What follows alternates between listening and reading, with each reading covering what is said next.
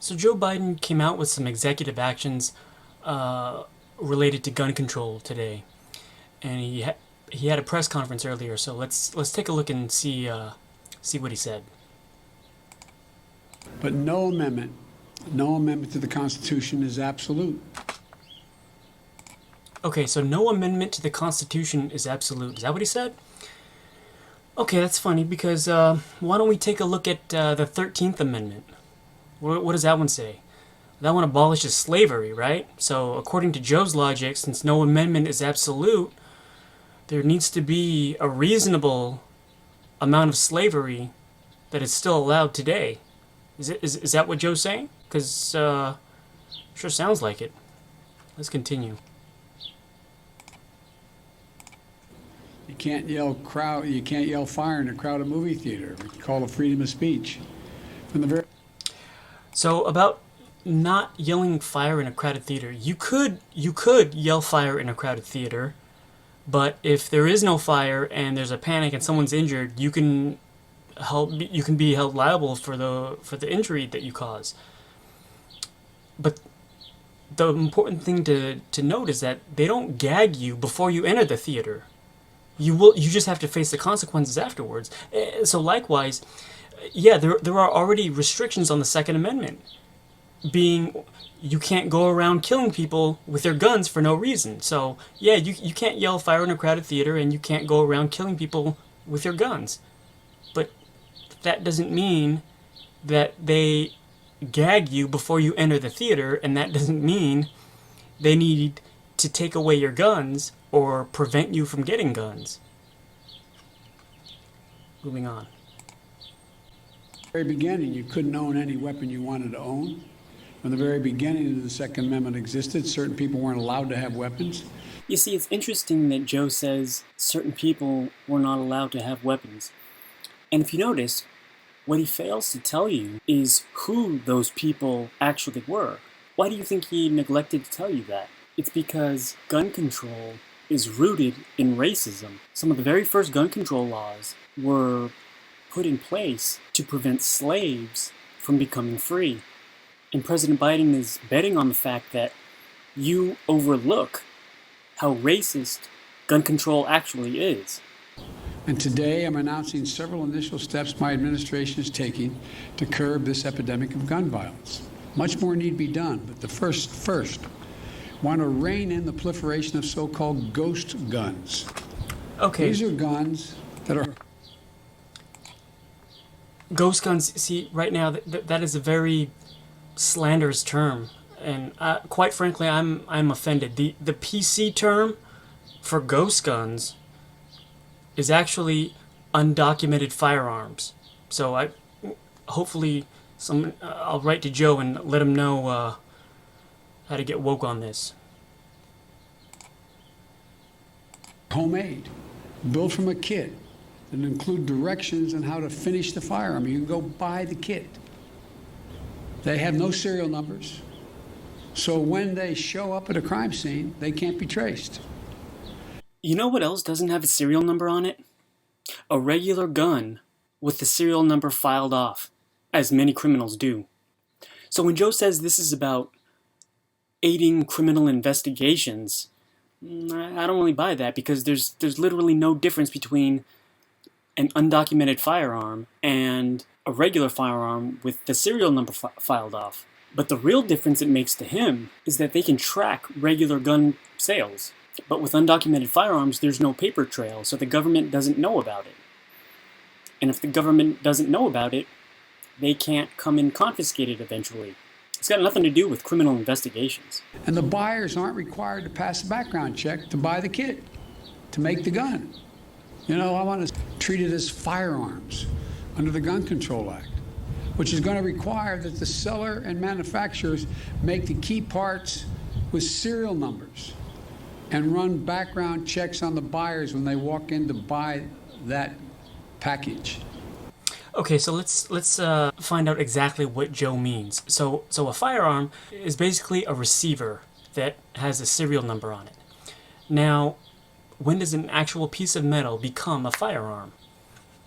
Well, there are certain aspects of the object that need to be either drilled or milled out in order for it to become a firearm. For example, if we look at this website here, this is what essentially a ghost gun is. So these receivers do not have the necessary holes or the milled out trigger slot area in order to be a firearm. So they're not technically a firearm. So this is what a real firearm looks like, or a completed firearm.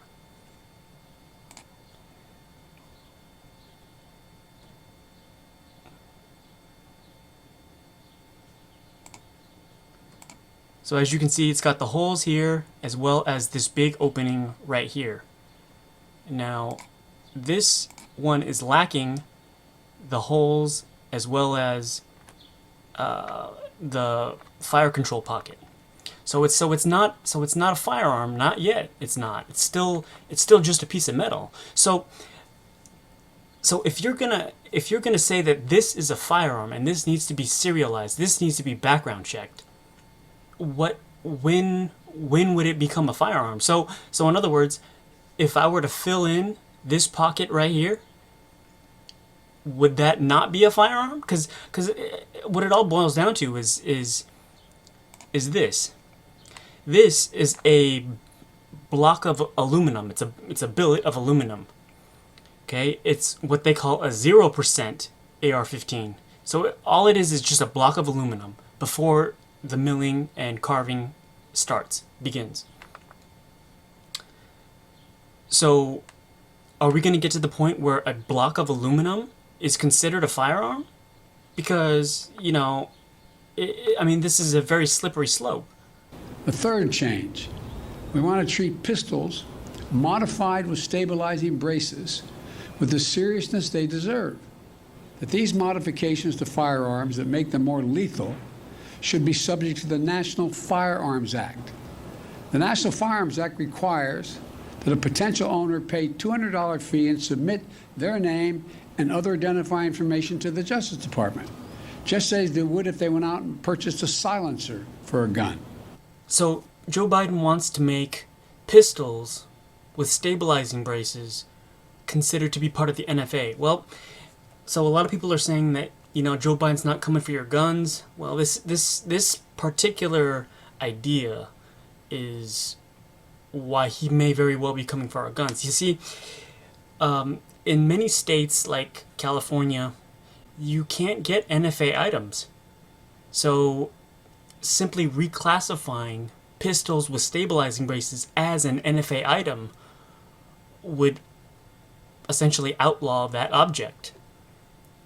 And so, if you make it illegal and you get caught with it, guess what they're going to do? They're going to take it away.